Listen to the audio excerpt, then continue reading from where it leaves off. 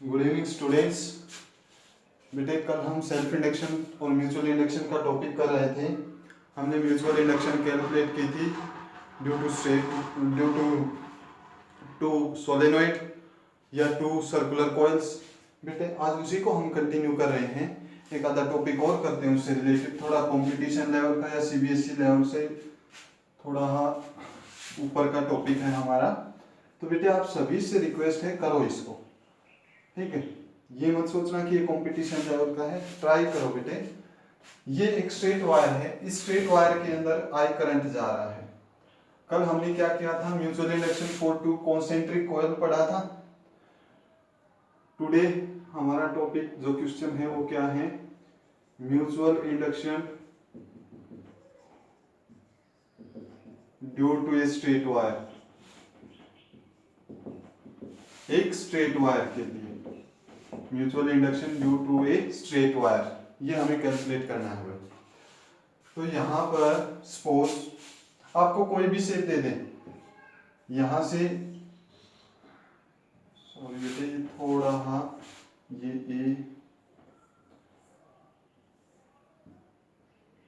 ये ए डिस्टेंस है, ये भी ए डिस्टेंस है, ठीक है। यहाँ से कैसा करंट जा रहा है, वेरिंग करंट जाएगा, तभी फ्लक्स चेंज होगा, तभी इसमें करंट इंड्यूस होगा, क्लियर, तभी म्यूचुअल इंडक्शन बनेगा। तो वेरिंग करंट जा रहा है, आई वेरिंग करंट जा रहा है बेटे इसके अंदर से। और यहाँ पर आपको कैसी भी शेप दे सकता है, आइदर सर्कुलर दे सकता है, रेक्टेंगल दे सकता है, स्क्वायर दे सकता है, ठीक है, ट्यूब दे सकता है, कोई भी शेप दे सकता है। हमने यहाँ पर मान लिया कि हमारे यहाँ पर रेक्टेंगुलर शेप है और लेंथ ये है, तो ब्रेथ कितनी है, बी है। तो यहाँ पर फ्लक्स कितना चेंज होगा बेटे, कुछ भी नहीं है, जो कल टॉपिक किया था सेम वही टॉपिक आपको करना है, ठीक है। सेम उसी तरह से आपको करना है। पहले इसके लिए यहाँ पर मैग्नेटिक फील्ड निकालेंगे, बट बेटे यहाँ पर एक कंफ्यूजन रहेगा कि इस पॉइंट पर मैग्नेटिक फील्ड अलग रहेगा, यहाँ पर मैग्नेटिक फील्ड अलग रहेगा, तो मैग्नेटिक फील्ड कंटिन्यूअसली चेंज होगा। तो हम क्या करते हैं, हमने ऐसा टॉपिक इस चैप्टर के स्टार्टिंग में ही किया था फ्लक्स वाले में। हम क्या करते हैं, यहाँ पर एक स्मॉल स्ट्रिप मान लेते हैं, और वो स्मॉल स्ट्रिप जिसकी थिकनेस कितनी मान ली हमने, dx, और वो कितने डिस्टेंस पर है, x डिस्टेंस पर है। वायर से कितने डिस्टेंस पर है, x डिस्टेंस पर है। तो इस x डिस्टेंस पर यहाँ पर मैग्नेटिक फील्ड कैलकुलेट कर ले। तो स्ट्रेट वायर का मैग्नेटिक फील्ड कैलकुलेशन का फार्मूला बताओ बेटे आप, भूल गए? B is equal to mu naught upon 4 pi 2I by x। ये इस स्ट्रेट वायर के लिए मैग्नेटिक फील्ड बनेगा कितने डिस्टेंस पर, x डिस्टेंस पर, क्लियर है। B की वैल्यू आपने फाइंड आउट की। नेक्स्ट इसके अंदर बेटे क्या फाइंड आउट, अच्छा इसकी डायरेक्शन और बनाओ, एक मिनट। डायरेक्शन कैसी होगी, ये करंट ऊपर जा रहा है, मैग्नेटिक फील्ड किधर होगा, इनवर्ड। और इनवर्ड भाई ये x एक्सिस, ये y एक्सिस, देखो ये x, ये y और ये z, या x y z, ये z एक्सिस, ठीक है। ये z एक्सिस तो इधर कौन सा होगा, इनवर्ड, माइनस z। तो ये जो हमारा b है, अगर इसको हम वेक्टर फॉर्म में लिखें तो b is equal to mu naught upon 4 pi into 2ix minus के लिख सकते हैं। के किसको रिप्रेजेंट करता है, z को रिप्रेजेंट करता है, क्लियर भाई। b की वैल्यू फाइंड आउट कर ली बेटे आपने। नेक्स्ट हमें इसके अंदर क्या कैलकुलेट करना है, एरिया कैलकुलेट करते हैं। नेक्स्ट एरिया ऑफ स्ट्रिप का एरिया कितना होगा, which is equal to dx into B, length into breadth, dx into B. But बेटे अगर हम इसको भी नॉर्मल कैलकुलेट करें, क्योंकि जो हमारा फ्लक्स होता है वो बी ए कोस थीटा होता है, तो यहाँ पर थीटा एंगल बी और ए के बीच में होता है। बी तो हमने निकाल लिया, ए को हम लिख सकते हैं बी इंटू डी एक्स के, क्योंकि ये एरिया है, ये एक्स एक्सिस है, ये वाई एक्सिस है, और हमेशा ये पता है कि एरिया कहाँ लो आप, आउटवर्ड लो। तो ये outward area, outward X Y, ये जेड, जेड को हम किससे रिप्रेजेंट कर देते हैं, के से रिप्रेजेंट कर देंगे। क्लियर आ गया? तो फ्लक्स क्या होगा, फ्लक्स का फार्मूला क्या होगा? फ्लक्स का फार्मूला होता है d5, इसके लिए कैलकुलेट करें ना, d5 b डॉट da, ये d आया है हमारे पास, स्मॉल एरिया छोटा एरिया, वैल्यू पुट करेंगे, phi is equal to b की value mu naught upon 4 pi into 2ix minus के डॉट d5 भी है यहाँ पर, da की वैल्यू कितनी है, b dx multiplied by k dot के क्या होता है माइनस, सॉरी k डॉट के क्या होता है 1 होता है, माइनस k डॉट के क्या होगा माइनस, तो d5 माइनस 1 हो जाएगा ना, माइनस हमने बाहर दे दिया, म्यू नोट अपॉन 4 पाई 2ix b dx। क्लियर है बेटे? बार बार 2i इसको कैंसिल ही कर लो, तो ये हो जाएगा d5 is equal to minus mu naught upon 2 pi i b x into dx। ये कैंसिल कर दिया हमने, 2 से कट कर दिया, डिवाइड हो रहा था। ये फ्लक्स आया केवल स्ट्रिप के लिए, ठीक है।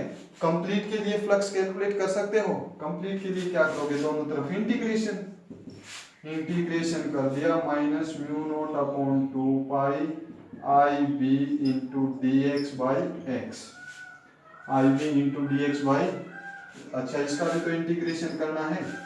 इंटीग्रेशन कहां से कहां तक होगा, x का होगा, x कहां से स्टार्ट हो रहा है, a से कहां तक, 2a तक। ये डिस्टेंस देखो कहां से स्टार्ट हो रहा है भाई, इस लेंथ का एरिया है ना, तो इसकी जो x है, x वो हमने लेंथ ले रखी है, लेंथ a से स्टार्ट होकर ये a है, तो ये कितना है, ये भी a, तो टोटल कितना 2a, a से 2a तक। क्लियर है? आगे समझ में भाई? तो इंटीग्रेशन करेंगे, 5 इज इक्वल टू, ये क्या हो जाएगा, माइनस कॉमन ले लेंगे हम यहां से, minus mu naught upon 2 pi I B x की power minus 1 into D x, इसका हमें इंटीग्रेशन करना है कहां से, a से 2a तक, a से 2a तक। क्लियर हुआ बेटे? पहले हमने कल वाला स्टेप निकाला, पहले मैग्नेटिक फील्ड निकाला, फिर एरिया निकाला, फ्लक्स के फार्मूले में पुट कर दिया। कल भी ऐसे ही कर रहे थे। अब फ्लक्स का दूसरा फार्मूला क्या होगा, पहले इसको सोल्व कर लेंगे और म्यूचुअल इंडक्शन के इक्वल पुट कर देंगे। हम क्या निकाल रहे हैं, म्यूचुअल इंडक्शन स्ट्रेट वायर के लिए, तो बेटे इसको रब कर दें, तो देखो x की पावर माइनस 1 का इंटीग्रेशन, बेटे अब तो आप 12th क्लास में मैथ पढ़ रहे हो, स्पेशल केस है ये, ठीक है। इसका क्या हो जाएगा, लॉगरिथम हो जाएगा, minus mu naught upon 2 pi I B, ये हो जाएगा लॉगरिथम ऑफ x हो जाएगा, लिमिट 2a से a, जो कांस्टेंट थे वो हमने एज इट इज रखे, x की पावर माइनस 1 का जो इंटीग्रेशन होगा वो कितना होगा, लॉगरिथम ऑफ x होता है। ये स्पेशल केस केवल इसी में है, अगर यहाँ पर 1 से अलग कोई वैल्यू होती तो हम पावर में 1 ऐड करते और 1 से डिवाइड कर देते, बट अगर x की पावर माइनस 1 है तो इसका इंटीग्रेशन कितना होगा, लॉगरिथम ऑफ x, तो 5 is equal to minus mu naught upon 2 pi I B log 2, x की जगह पर एक बार अपर लिमिट माइनस एक बार क्या पुट करेंगे, लोअर लिमिट, तो ये flux is equal to minus mu naught upon 2 pi I B logarithm of 2a by a, log a minus b क्या होता है, log a बाई b लिख सकते हैं, ये cancel, flux is equal to minus mu naught 2 pi I B log 2, देखो बेटे ये जो log आया है ये हमारे पास कौन सा log आया है, नेचुरल log आया है, ये कौन सा है, नेचुरल। और जब हम इसको नेचुरल log को कॉमन में कन्वर्ट करेंगे तो इसको किससे मल्टीप्लाई करते हैं, 2.303 लॉगरिथम ऑफ 10 इंटू 2, तो फ्लक्स कितना हो जाएगा बेटे, ये वैल्यू होती है mu naught upon 2 pi I B multiplied by 2.303 log 2 की वैल्यू होती है मल्टीप्लाइड बाई 0.310 ये लॉगरिथम ऑफ 2 की अगर टेबल से हम फाइंड आउट करेंगे तो ये नेचुरल लॉग है। नेचुरल को कॉमन में कन्वर्ट करने के लिए किससे मल्टीप्लाई करते हैं? क्लास 11th में आपने पढ़ा होगा फिजिक्स में, जब आपने रॉकेट वाला टॉपिक पढ़ा होगा वहां पर लॉगरिथम के बहुत सारे क्वेश्चन थे। तो लॉगरिथम नेचुरल को कॉमन में कन्वर्ट करने के लिए क्या हो जाएगा, 2.303 से मल्टीप्लाई करेंगे, फिर हम इसको टेबल में देख सकते हैं। ठीक है, ये वैल्यू आएगी। ये किसकी वैल्यू आई है? फ्लक्स की वैल्यू आई है। अब बेटे ये फ्लक्स की वैल्यू आई है तो फ्लक्स और किसके इक्वल होता है? एम आई के इक्वल होता है। ये इक्वेशन नंबर फर्स्ट आ गई और ये क्या आ गया हमारे पास? Equation number second. इसको एक बार नोट करो, उधर साइड वाले को मिटा रहे हैं बेटे।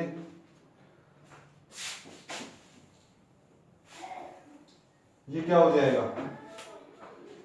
From equation number first and second, mu not upon 2 pi I B into 2.303 into 0.3010 is equal to M I से आई कैंसल, तो म्यूचुअल इंडक्शन कितना आएगा? Mu not upon 2 pi into 2.303 into 0.3010 और साथ में बी भी आएगा। ये आ गया हमारा म्यूचुअल इंडक्शन। किसके लिए आया है? कल हमने कोयल के लिए पढ़ा था, कल हमने सोलेनोइड के लिए पढ़ा था। बेटे आज किसके लिए किया है हमने ये डेरिवेशन? स्ट्रेट वायर के लिए किया है। कल वाला अगर समझ में आया है तो बेटे ये आपको बहुत इजी लगा होगा। ठीक है, इसको नोट करो बेटे। एक दो क्वेश्चन और करते हैं इससे रिलेटेड। कर दिया भाई नोट? नेक्स्ट क्वेश्चन हमें जो कैलकुलेट करना है बेटे, अगला जो हमारा क्वेश्चन होगा वो क्वेश्चन देखना।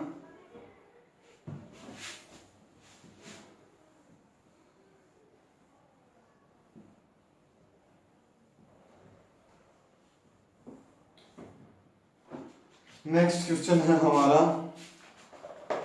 Show that mutual induction of two solenoids, show that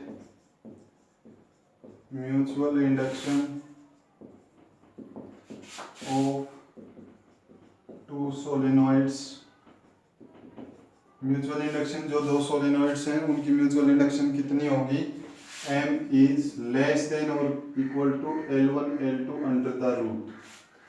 M is less than or equal to under root L1 and L2, where M is mutual induction, L is self induction of first coil, L2 is mutual induction of second coil. Clear है बेटे? तो यहाँ पर ने हमें जब ये question solve करना है तो यहाँ पर कब है बेटे? ये कंडीशन भी दे रखी है, if A2 by A1 is less than equal to 1 है। कब है ये? If A2 by A1 is less than equal to 1।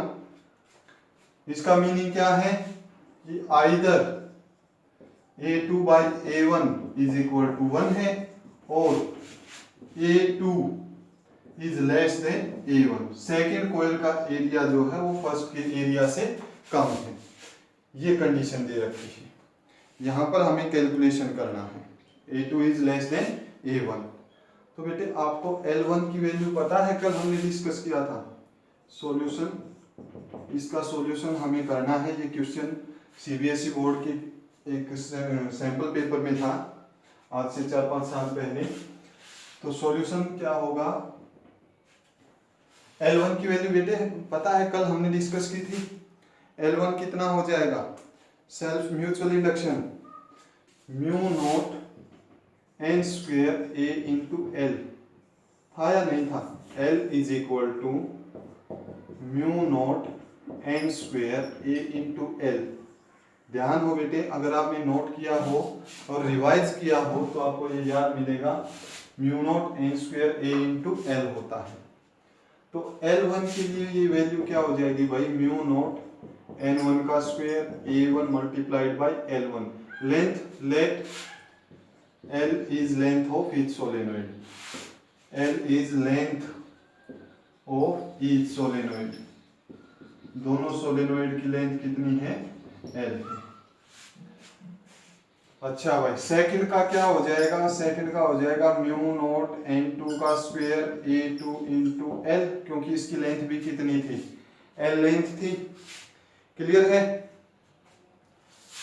Under root L1 L2 निकालना है हमें, L1 L2 हमें निकालना है। Under root L1 L2 value put करो, म्यू नॉट N1 का स्क्वायर A1 का square L square multiplied by mu not N2 का square A2 L, sorry L square नहीं आएगा, L आएगा। ओके, तो अंडर रूट L1 L2 किसके equal हो जाएगा हमारा, म्यू नॉट का स्क्वायर N1 का स्क्वायर N2 का स्क्वायर A1 का स्क्वायर A2 का square multiplied bye L square. ये क्या हो जाएगा, अंडर द रूट, और ये भी स्क्वायर नहीं होगा भाई, क्योंकि म्यू नॉट N1 स्क्वायर है ना। ओके हाँ, ये स्क्वायर एरिया का स्क्वायर नहीं आएगा, तो स्क्वायर से अंडर रूट हटा सकते हैं हम। ये क्या हो जाएगा, L1 L2 is equal to mu not common लिया, N1 बाहर आ जाएगा, स्क्वायर से अंडर रूट कैंसिल, N2 भी बाहर आ जाएगा, L भी बाहर आ जाएगा, A1 इंटू A2। ये किसकी वैल्यू आ गई भाई, L1 L2 की। अंडर रूट हमने कैलकुलेट कर लिया ना, अंडर रूट कैलकुलेट कर लिया, अब म्यूचुअल इंडक्शन और कैलकुलेट कर लो, म्यूचुअल इंडक्शन और कैलकुलेट कर लो भाई। ठीक है, यहां से म्यूचुअल इंडक्शन का फार्मूला क्या होगा, mu not N1 N2 AL, mu not N1 N2 A into L। ठीक है बेटे, यहां से आपको एक चीज मेरे को बतानी है कि म्यूचुअल इंडक्शन हम कौन सी लेंगे, एरिया कौन सा लेंगे। तो कल आपने देखा हो सोलेनॉइड फर्स्ट का एरिया कम था, दोनों जगह हमने फर्स्ट एरिया लिया था ना, तो यहाँ पर एरिया कम किसका है, A2 का, तो हमारा यहाँ पर म्यूचुअल इंडक्शन क्या आएगा, A2 आएगा। ये इक्वेशन नंबर फर्स्ट है, और ये इक्वेशन नंबर क्या है हमारी, सेकंड है। Mu not N1 N2 A2 multiplied by क्या हो जाएगा, ये L हो जाएगा। क्लियर। तो डिवाइड करते हैं, dividing equation first and second, dividing equation first and second, दोनों इक्वेशन को जब हम डिवाइड करेंगे m by under root L1 L2 is equal to, ये हो जाएगा हमारा म्यू नॉट है बेटे, यहाँ पर म्यू नॉट, पहले तो इसको mu not N1 N2 A2 L is equal to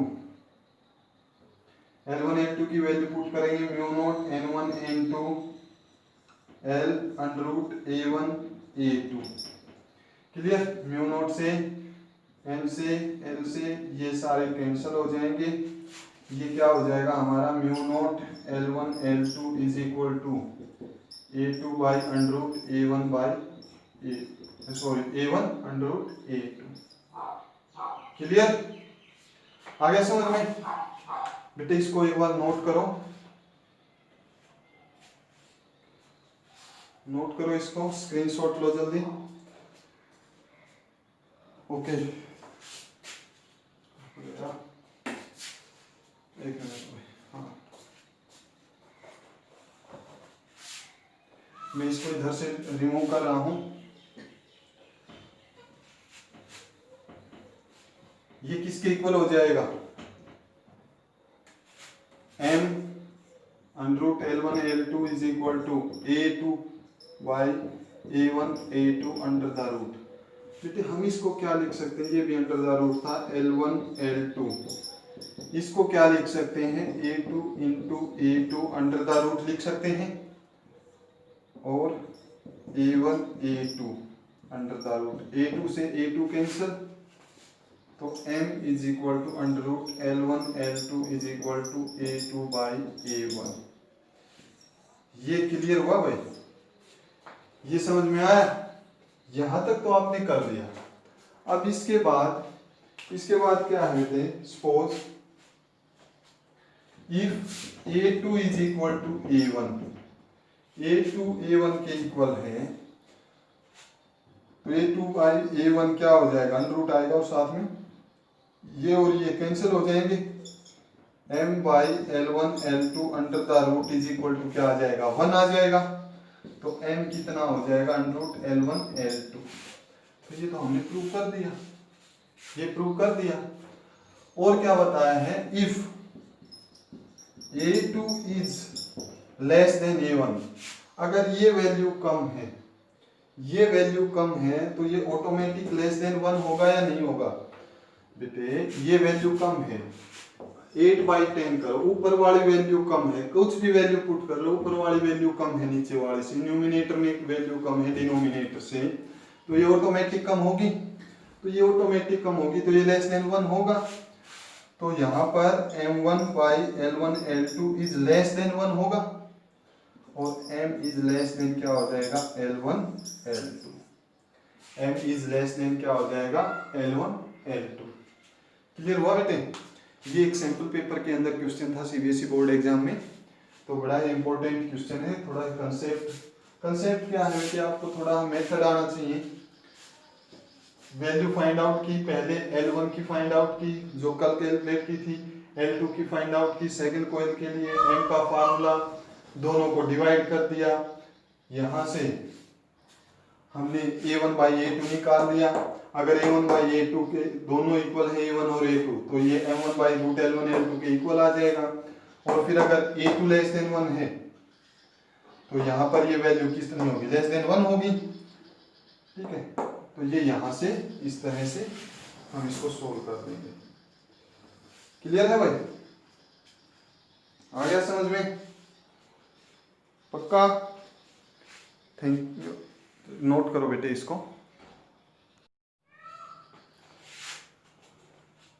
बेटे last 5 minutes for this chapter, इस चैप्टर के लिए लास्ट 5 मिनट्स, शायद ये सिलेबस में से हटा दिया हो, ठीक है,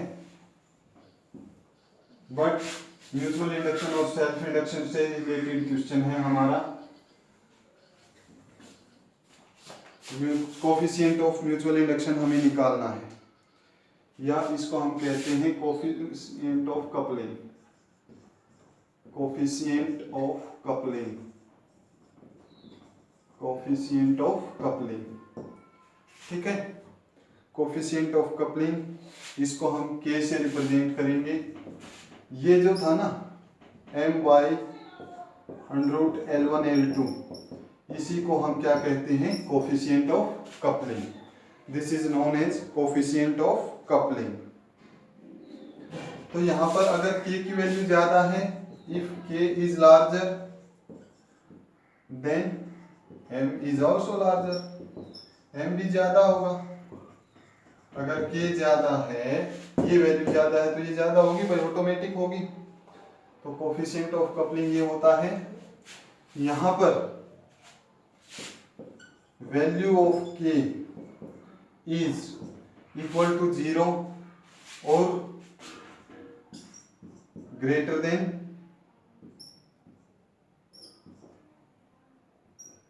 ये 0 और किसके बीच में होगी, 1 के बीच में होगी। K की वैल्यू किसके बीच में होगी भाई, 0 और 1 के बीच में होगी। अब 3 तरह से हम सोलेनोइड को पुट कर सकते हैं दो म्यूचुअल इंडक्शन फाइंड आउट करने के लिए। फर्स्ट, ये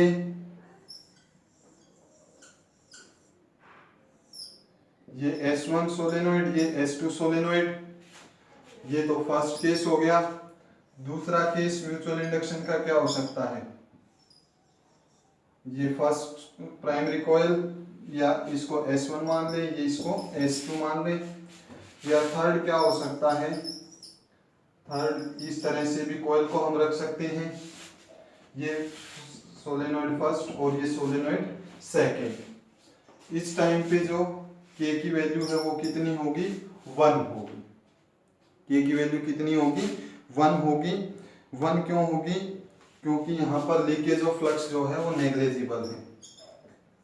leakage of flux is negligible. Negligible, क्योंकि कॉइल एक दूसरे के ऊपर है, जो फ्लक्स वहां से निकलेगा दूसरी कॉइल में ऑटोमेटिक चला जाएगा, यहाँ पर फ्लक्स चेंज होगा और यहाँ पर के की वैल्यू क्या हो जाएगी 0, यहाँ पर लीकेज होगा, लीकेज ऑफ फ्लक्स। और यहाँ पर तो बेटे ये देखो ये एरिया कहाँ है, ये एरिया यहाँ पर है और फील्ड लाइन ऐसे जाएंगी, फील्ड लाइन एक्स की तरफ जाएंगी या नहीं जाएंगी, और एरिया किधर है वाई में, तो यहाँ पर तो फ्लक्स बनेगा ही नहीं, फ्लक्स नहीं बनेगा तो के की वैल्यू कितनी हो जाएगी 0 हो जाएगी। तो यहाँ पर हम लिख सकते हैं सपोज इसमें K1 है, इसमें K2 और इसमें K3, तो K1 is greater than K2 is greater than क्या लिख सकते हैं K3, K1 is greater than K2 greater than K3। ठीक है बेटे, इसको नोट करो एक बार, और एक लाइन एक दो वर्ड बातें और लिखते हैं इसके बारे में। कोफिशिएंट ऑफ कपलिंग शायद बेटे एग्जाम में नहीं आएगा, बट आपको पता होना चाहिए कोफिशिएंट ऑफ कपलिंग क्या होता है, m/√L1 L2, और इसको K से रिप्रेजेंट करते हैं। अगर K लार्ज होगा तो m की वैल्यू भी लार्ज हो जाएगी, और K की वैल्यू किस किस के बीच में मिलेगी 0 और 1 के बीच में मिलेगी। K की वैल्यू 1 कब होगी, जब दोनों सोलेनोइड कोएक्सियली वाउंड कर रखे हैं, और मिनिमम कब होगी 0 कब होगी, जब दोनों सोलेनोइड एक दूसरे के क्या रखे हुए हैं परपेंडिकुलर रखे हुए हैं। ठीक है ओके, इसको नोट करो एक बार, स्क्रीनशॉट लिया। लास्ट नेक्स्ट है बेटे, हमारे पास दो कॉइल हैं, ठीक है, और दोनों कॉइल्स को हमने सीरीज में कनेक्ट कर दिया।